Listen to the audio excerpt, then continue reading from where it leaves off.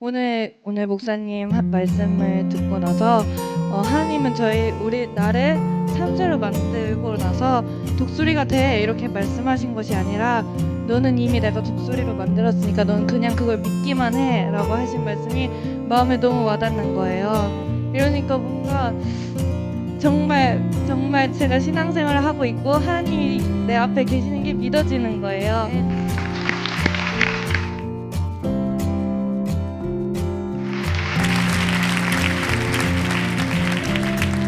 목사님, 영적 침체일 때는 어떻게 회복하시나요? 영적 침체일 때 저는 제가 목사지만 기도가 안 될 때가 있어요. 그때는 이런 생각을 하죠. 침체가 왔구나. 뭔가가 쭈삣쭈삣하고 말할 때 막 더듬어지고 이러면 지금 뭔가가 하나님과 관계가 그렇게 썩 시원한 건 아니거든요. 가장 중요한 거는 하나님의 관계가 막히면 안 되잖아요. 예수님께서 겟세마네 동산에서 땀방울이 핏방울이 되도록 그렇게 기도하셨던 것은 주님과 우리가 막힌 것을 뚫어주시려고. 뚫어뻥. 뭐 그것이 대인관계든 대물관계든 가장 중요한 건 하나님과의 관계인데 하나님의 관계를 뚫어주시려고 그렇게 하신 거거든요. 저는 며칠 전에 이런 묵상을 해봤습니다. 주님, 만약에 주님이 이 세상에 오시지 않았다면 저는 어느 대상에다가 기도를 했을까요? 하나님은 저의 죄 때문에 진노 가운데 있으셨을 때 그때 하나님 하소연한다고 그분이 내게 마음을 열어주실까요? 그래, 넌 천국 가라. 잘못했어요, 주님. 그런다고 주님이 천국에 오게 하실까요? 주님은 사랑의 하나님이지만 공의 하나님이시니까요. 그런데 저는 주님이 저에 대한 의도를 알아요. 어떤 의도? 하나님이 날 사랑하시거든. 내가 멸망되기를 원하지 않으시거든. 이 세상에 어떤 한 사람도 멸망치 않기를 원하신다. 여러분도 저도. 주님께서 당신 아들을 보내신 것은 우리가 그렇게 해달라는 게 아니에요. 그분이 보내신 거거든요. 그분이 이 땅에 오신 거거든요. 하나님의 아들 예수 그리스도가 십자가에 달려 돌아가셨을 때, 그때 그분이 우리의 중보자가 되셨을 때, 하나님 아버지와 우리 사이를 브릿지 다리를 놔주셨을 때, 아멘. 그때 우리는 그분의 의를 덧입고 천국을 가게 되는 거죠. 여러분들, 구원에 관한 것만 그렇지 않습니다. 하나님과의 관계가 우리가 시원치 않을 때, 뭔가 우리가 죄의 습성이 있을 때, 뭔가 제가 주님의 사인에 대해서 자꾸 다른 짓을 하고 있을 때, 여러분 강단에서도요 저에게 가끔 유혹이 올 때가 있었어요. 언제? 마치 예수님에게 나타나서 40일 금식하시던 예수님에게 성전에서 뛰어내려라! 그러면 수많은 사람들이 너에게 주목하게 될 거고, 그러면 네가 하나님의 아들인 것을 굳이 십자가를 통해서 증명할 필요가 뭐 있겠냐? 그렇게 어려운 일을 굳이 돌아갈 필요가 뭐 있겠냐? 성전에서 뛰어내려! 자, 예수님에게 왔던 시험처럼 저도요, 내가 크고 막 놀라운 기적을 베풀고 막 설교하다가 뭔가 엄청난 거를 하면, 뭐 대단한 막 멋진 설교를 하면 사람들이 막 우리 교회로 올 것 같아. 여러분들, 근데 그거 다 마귀 속임수예요. 제가 하나님을 높이는 마음이 줄어들면 확실히 영적 침체가 오더라고요. 제가 일하는 동기 속에 하나님에 대한 공심의 마음, 주님을 사랑하는 마음이 아니라 제 것이 요만큼이라도 섞이면, 하나님의 영광을 제가 뭐 크게 가르친 것은 아니면 단어 한두만이지만 뭔가 우쭐해, 영도 우쭐의 영이 있더라고. 내가 보니까 그런 것이 있을 때는 영적인 침체가 오더라고요. 기도 안 하면 반드시 침체가 오더라고요. 목사도 설교용으로 쓰는 말씀 말고 제가 엘리야처럼 열왕기상 19장에 나오는 말씀처럼 호렙산으로 들어가서 동굴 속으로 들어가서 하나님의 말씀을 받는 1대1의 그 경험이 없다면, 그리고 자꾸 이 공적인 사역만 자꾸 사람 앞에서 풀어간다면, 내적으로 하나님과 1대1 관계 교제가 줄어든다면 반드시 침체가 오죠. 예수님께서 부활하시고 나서 제자들에게 하신 말씀이 일하라, 선교하라 그렇게 안 하시고 평안하냐 그렇게 말씀하셨어요. 제가 일하면서 많은 일을 하는 것도 중요하지만 주님은 제가 주님과의 평안한 관계를 갖기를 원하시죠. 저는 그래서 엘리야 마냥 동굴의 시간을 갖습니다. 잠수 타고 싶을 때도 있어요, 솔직히요. 예, 그렇지만 시방 그럴 수 있는 여건이 안 되거든요. 그래서 저는 동굴의 시간을 차에 타고 가면서 혹은 집에서 있으면서 주님과의 독대하는 시간을 많이 가지려고 노력합니다. 그리고 주님 앞에 솔직하게 정직한 영을 가지고 기도하려고 합니다. 주님, 제게 섭섭하십니까? 혹시 내가 사역하다 보니까 침체, 다시 말하면 사람들 때문에 실망해가지고 엘리야도 아합하고 이사벨 때문에 실망해가지고서 힘들어했잖아요. 침체가 왔잖아요. 하나님 제게 그런 것이 있습니까? 주님 앞에 제일 먼저는 정확하게 솔직하게 물어보는 것이 좋습니다. 예수님께서 겟세마네 동산에서 이 잔이 지나가게 해주세요. 이 잔을 마시지 않게 해주세요. 그리고 나서 아버지의 뜻이라면 이 잔을 마시게 해주세요 했던 것처럼 침체가 왔을 때 그냥 나는 아니야 그렇게 부인하고 가면 속에서 자꾸 정말 이 막 하나님에 대한 때로는 막 이 관계가 막 좁아져 가지고요 진짜 영적으로 병이 들 때가 있어요. 그래서 솔직하게 내 감정을 다 토로해요. 하나님 제가 이렇게 힘들어요. 예수님 십자가 지기 전에 내가 죽게 되었으니 죽을 정도로 괴로우니 나를 위해서 기도해달라 하고 제자들에게 부탁한 것처럼 저도 제 주변에 있는 좋은 동지들에게 저를 위해서 기도해 주세요. 저와 같이 다니는 전도사 저보다 한참 어리지만 누가 전도사라고 했습니다. 저를 위해서 기도해 주세요. 이렇게 비추면 같이 나누면 또 많이 문제가 해결되는 것을 보게 됩니다.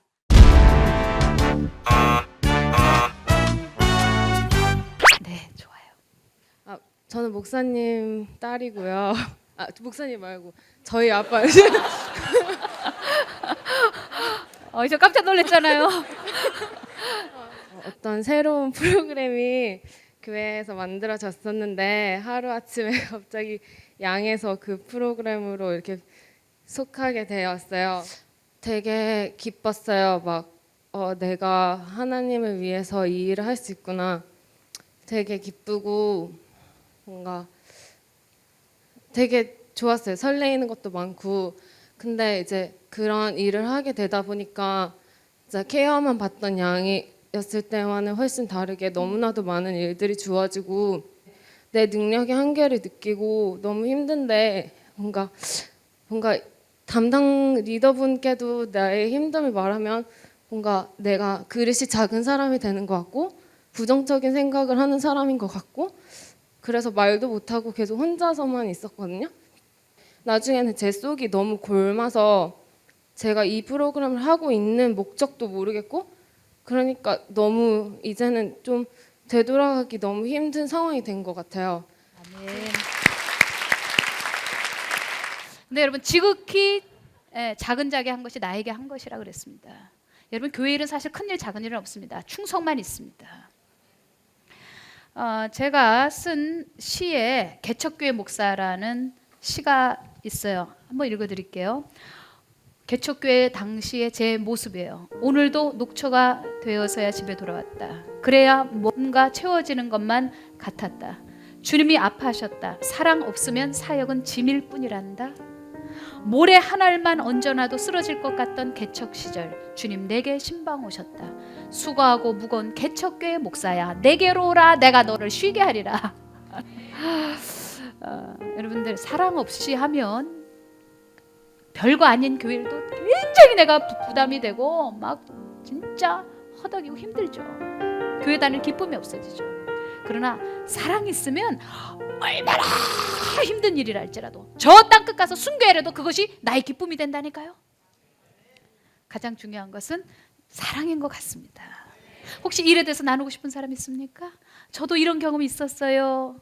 네, 저는 제가 새가족으로 첫 주에 왔었을 때 국수를 저에게 주셨었는데요. 제가 둘째 주에 왔을 때 제가 다른 새가족에게 국수를 주게 되었습니다. 그리고 한 달 정도 됐을 때는 제가 저희 교회에 정교인 수련회가 있었는데요. 가서 청소하라 그러길 청소하고 그리고 무대 조명하라고 그러길래 조명에 대해서 한 번도 배워본 적이 없는데 조명에 만지게 되었습니다. 이렇게 하다가는 제가 잠수를 탈 것 같으니까 이제 목사님 일을 좀 조절해서 주십시오. 이렇게 저희 목사님께 말씀을 드렸습니다. 그랬더니 목사님께서 다 이해한다. 그러나 지금 상황상 그렇게 할 수는 없다. 그게 답이었습니다. 기도하면서 하나님 저 지금 엑셀 작업하고 있는데 이거 너무 하기 싫어요라고 하나님께 약간 투정 섞인 불평을 하였습니다. 그랬더니 한 10분, 20분 뒤에 하나님께서 저에게 성근아 너 9개월 전에 생각나니? 라고 말씀하셨는데 제가 이 교회에 오기 한 달 전에 정말 죽고 싶어 했고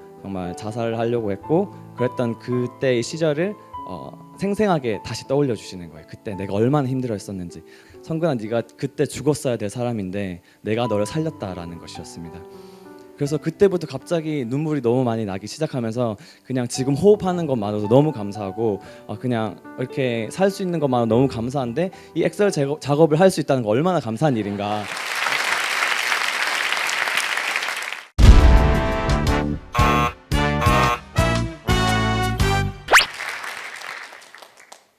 저는 카톨릭 모태 신앙입니다. 카톨릭은 기도할 때 보면은 주로 묵상을 많이 합니다. 묵주 돌리면서 주기도문, 사도신경, 성모성 이런 거 하는데 그 주로 새벽 예배에 나가도 그 묵상을 거의 하는 게 카톨릭이에요. 그러다 보니까 그런 훈련이 안 돼 있다 보니까 기도를 하라는데 무슨 기도를 할지 그냥 속으로 기도를 했는데 목사님이 무슨 소리인지 도대체 모르겠으니까 더 가서 기도하고 계세요. 좀 자존심이 상하더라고요, 굉장히. 그러고 나서 회개하면서 자동으로 이제 기도가 된 경우인데 그 뒤로도 이제 교회 안에서 교제하면서 우리 셀에서 기도를 하는데 다들 방언 기도하고 통성 기도하고 하는데 한 1분도 못 하겠더라고요, 처음에 기도를. 해결이 안 됐습니다. 아주 영적인 이야기를 하셨어요. 네. 그러니까 이 혀를 움직여야 되거든요. 말을 하려면요. 근데 사실 믿음의 선포, 기도라기보다 선포를 하면 이 혀가 풀어져요. 근데 청년들이 요즘은 이렇게 귀찮아하잖아요. 이렇게 눈 딱 감고 있는 거 좋아하지 뭐 이렇게 적극적으로 말을 하는 걸 싫어해요. 네, 오늘 나태는 떠나갈지어다. 귀에 혓바닥에 있는 개 이름의 영은 떠나갈지어다. 예레미야 33장 3절 너는 내게 부르짖으라 내가 네게 응답하겠고 네가 알지 못하는 크고 은밀한 일을 네게 보이리라.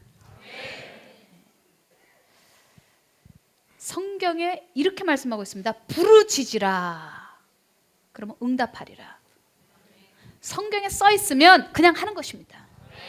그리고 노력해야 됩니다. 물론 어떤 사람 묵상기도가 더 좋고 소리내서 기도할 수도 있습니다. 부르짖는 사람이 믿음 있는 사람이에요. 거꾸로 하면 믿음 있는 사람이 부르짖을 수 있어요. 만약에 여러분들이 목소리를 내서 기도하고 싶으면 저는 주님께 방언 은사를 달라고 한번 기도했으면 좋겠어요. 여러분을 위해서 중보하실 때 여러분의 발성기관을 사용하시는 것이거든요. 나는 이렇게 기도하는데 정욕적인 기도를 할 때 성령님은 진령이 되셔서 내 기도를 코렉션, 바른 쪽으로 인도해 주십니다. 그래서 방언 받으면 반드시 목소리가 나오게 돼 있어요. 목회자들도요. 이 헬라적 사고에 사로잡혀 있는 목사님들은 굉장히 지적이고 따지고 분석적이고 설득적이고 웅변적이고 철학적이고 이런 분들이 많아요. 그런데 히브리적 사고는 임재 경험은 인식이에요. 영적 세계는 인식이잖아요. 그러니까 이런 어떤 그 히브리적 사고를 가지고 있는 사람들은 성령이 내 안에 내주하신다. 그래서 입을 열어서 속에서 토에 나오는 기도를 해요. 물줄기가 콸콸콸콸콸 이 머리라는 기관을 통해서 나오는 게 아니라 어떤 사람 기도할 때 딱 제가 이제 미국에서 공부할 때입니다. 이 신학 교수님이 한 분이 그 신약학 교수님이었어요. 신약학, 뉴 테스트먼트. 채플 시간에 항상 껌을 씹으면서 이렇게 하는데 시험이 들었어요, 내가요.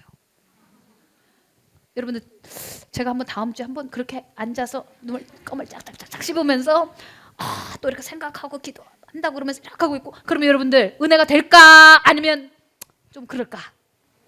좀 그래? 난 많이 그랬어. 근데 어떤 사람들은 자꾸 기도를 자기 속에서 그냥 깨닫는 정도 그리고 생각하고 하루를 계획하고. 그런데 그렇지 않아요. 우리가 새벽기도 왜 나옵니까? 성령의 임재를 받으면, 말씀을 통해서 성령의 임재가 임하면 그 임재를 남은 시간, 직장생활, 가정생활을 끌고 가는 거잖아요.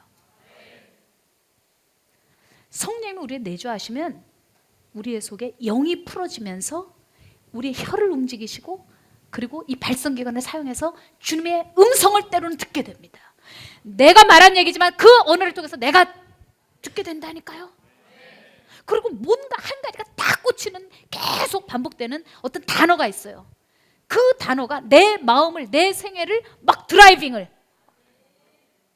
막 움직인다니까, 막 흔든다니까요.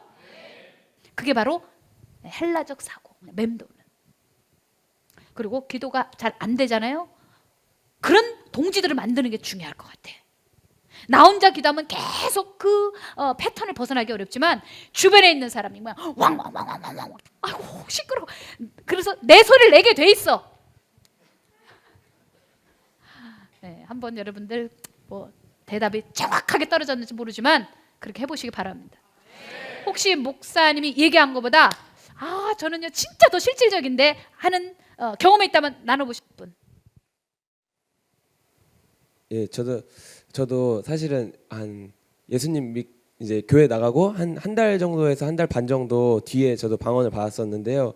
근데 처음에 이제 같은 기도회를 하면은 막 1시간씩 막 기도하는데, 한 전 10분 하면은 저희 친척들까지 다 기도 끝났는데도 계속 기도하는 거예요, 옆에는. 그러니까 막 그분들 막 울기도 하고 은혜도 받고 하는데, 저는 그때 나도 예수님 알고 싶고 기도도 하고 싶고 하는데, 막 1시간씩 하면 진짜 막 허리 막 부러질 것 같고 막 다리는 끊어질 것 같고 너무 힘든 거예요. 막 계속 무릎 꿇고 기도할 때도 있고, 때로는 막 서서 기도할 때도 있고 이런데, 근데 그러다가 이제 제가 그 방언을 받으면서 저도 모르게 어느 날 이렇게 중보기도나 이렇게 기도 자리에 나갔었는데, 막 기도하고 저도 끝나고 보니까 막 1시간을 나도 기도를 한 거예요. 그리고 막 내 마음에 참 평안이 있고 기쁨이 있고 그래서 너무 좋았고, 그리고 제가 그 이후에도 신앙생활을 할 때 제가 영적으로 안 좋고 뭔가 하나님과 관계가 힘들 때는 잘 안 나오더라고요. 이런 기도를 할 때도 뭔가 이렇게 은혜도, 그러니까 막 혼자 묵상한다고 하면서 오히려 막 졸게 되고 오히려 막 집중하지 못했는데, 근데 오히려 부르짖고, 진짜 그런 상황에서도 부르짖고 그냥 또 기도하다 보면은 막 뚫어지게 되고 풀리게 되고, 그래서 그러한 경험들이 저도 있었습니다. 네. 아멘.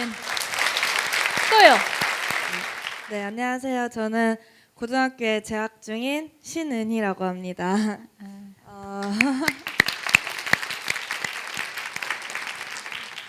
네, 어린데 왜 여기 있나 생각도 하시는 것 같은데 청소년도 청년인 줄 믿습니다. 저는 이렇게 하나님을 믿고 나서 이제 본격적으로 신앙생활을 하고 싶어서 이렇게 마음을 먹고 있었는데, 맨 처음에는 그냥 하나님만 믿으세요, 하나님만 믿으시면 돼요라고들 말씀하시잖아요. 근데 신앙생활을 하려니까 갑자기 기도도 막 이만큼 해야 되고, 말씀도 읽어야 되고, 예배도 뭐 있는 거 참석들 다 해야 되고, 그러니까 막 혼란스럽고, 이게 자꾸 뭐가 늘어가니까 다단계인가 막 이런 생각도 들고 종교라는 거에 빠진 건가 이런 생각도 들고 그러더라고요. 오늘 목사님 말씀을 듣고 나서 하나님은 우리 나를 참새로 만들고 나서 독수리가 돼 이렇게 말씀하신 것이 아니라, 너는 이미 내가 독수리로 만들었으니까 넌 그냥 그걸 믿기만 해라고 하신 말씀이 마음에 너무 와닿는 거예요. 이러니까 뭔가 정말 제가 신앙생활을 하고 있고 하나님이 내 앞에 계시는 게 믿어지는 거예요. 오늘 여러분에게 도전합니다. 지금 어쩌면 삑살이 나는 인생으로 자신에게도 화가 나고 환경 보면 원망이 되고 짜증나고, 지금 어쩌면 이 돌파할 수 없는 그런 환경 속에 있는 사람이 있을지도 몰라요. 그런데 혹시 여러분들을 지금 괴롭히는 그 씨라미가, 그 바람이 어쩌면 여러분 상승기류, 무슨 기류?